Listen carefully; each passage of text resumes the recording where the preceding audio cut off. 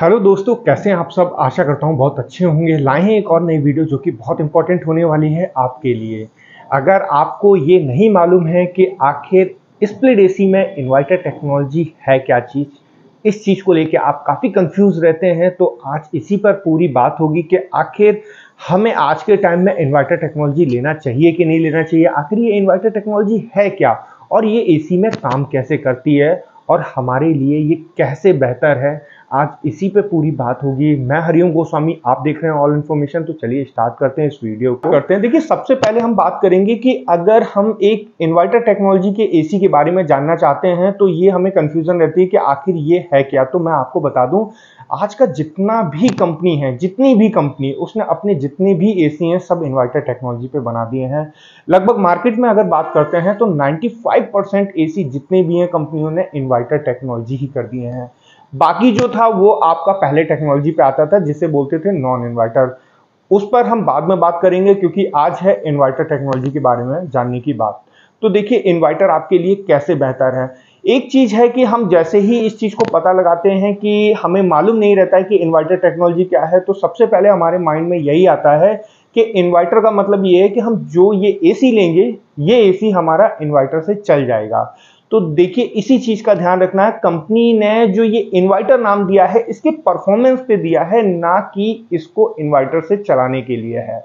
मैं एक बात बोलना चाहूंगा कि जितना भी आपका कंप्रेशर वाली चीज होती है उसको कभी भी आप अपने इन्वर्टर से ना चलाएं।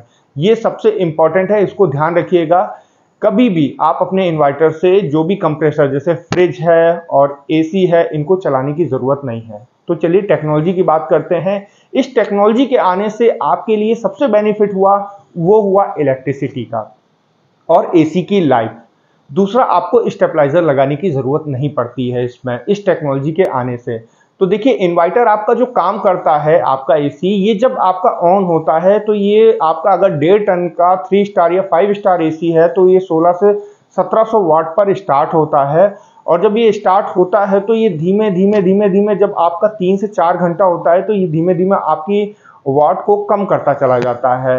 लास्ट अगर ये आपका 5 से 6 घंटे पे अगर आपका एसी नॉन स्टॉप चल रहा है तो हो सकता है आपका एसी 1150 या 1050 वाट पर ही आपका रन कर रहा होगा। तो इससे बेनिफिट क्या होता है कि जब आपका एसी एक वेरिएबल स्पीड पे चलता रहता है कूलिंग को मेंटेन करने के बाद, तो ये आपका लाइट कम लेने लगता है, ना कि उस एसी की तरह कि आपका कूलिंग मेंटेन करने के बाद फिर ऑफ हो जा रहा है फिर ऑन हो रहा है। तो वो क्या हो रहा है कि बार बार अपने मेन पावर पे ऑन होता है तो वहां पे लाइट ज्यादा लेता है। और इसमें आपको जो बेनिफिट मिलता है, स्टेबलाइजर लगाने की जरूरत नहीं पड़ती है क्योंकि इसमें एक पीसीबी होती है। पीसीबी जो अपलोड लेती है लाइट का 140 से 290 वोल्ट को आराम से कवर करती है। तो जहां बहुत कम फ्लक्चुएशन की दिक्कत होती है तो इस एसी को डायरेक्ट आप बिना स्टेबलाइजर के आराम से लगा सकते हैं।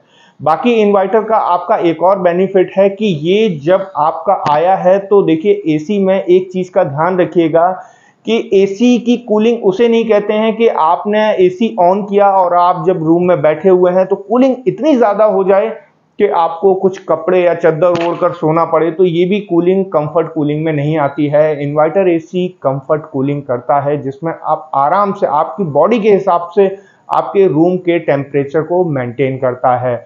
इसीलिए इस एसी के साथ एक और शिकायत नहीं होती है कि ये आपको ज्यादा नुकसान नहीं करता है पहले के एसी के मुताबिक, क्योंकि उसको इस चीज से फर्क नहीं पड़ता था। उसे तो डायरेक्ट कूलिंग को मेंटेन करना था और इलेक्ट्रिसिटी कितना ले रहा है इसे भी उससे कोई फर्क नहीं पड़ता था। तो काफी इलेक्ट्रिसिटी का बिल आता था। इन्वर्टर टेक्नोलॉजी के आने से आपको इलेक्ट्रिसिटी का भी बिल बहुत कम आने लगा है। तो ये है इन्वर्टर टेक्नोलॉजी आपके स्प्लिट एसी में। बाकी इन्वर्टर से रिलेटेड कुछ भी पूछना होगा तो आप मुझे कमेंट बॉक्स में पूछ लीजिएगा। मिलते हैं नेक्स्ट वीडियो में, तब तक के लिए धन्यवाद।